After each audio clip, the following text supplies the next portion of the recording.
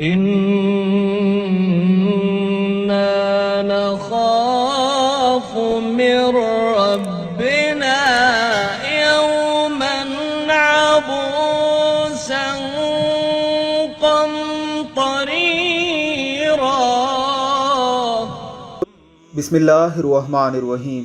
راہ خدا میں اپنی جانوں کے نذرانے لٹانے والے، اپنے مسلمان بھائیوں کی حفاظت پر مامور، اپنے ملک و قوم کی سلامتی کے ضامن، رسول اللہ صلی اللہ علیہ وسلم کی امت کے محافظ، اس امت کا سب سے افضل طبقہ یعنی جہاد فی سبیل اللہ سے منسلک ہمارے یہ فوجی دوست ہیں۔ آج ہم آپ کے لیے ان کی ایک بے مثال ویڈیو لے کر آئے ہیں، ذرا سنیے ان کی یہ تلاوت کلام مجید۔ إنا نخاف من ربنا يوما عبوسا قمطريرا۔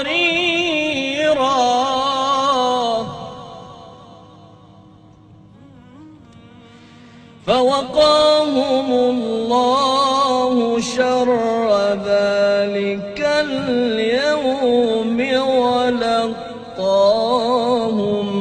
نضرة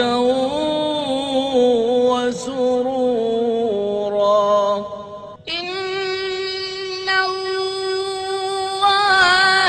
يحب الذين يقاتلون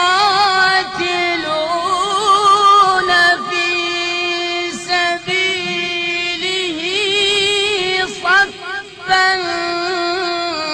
كأنهم بنيان مرصوص۔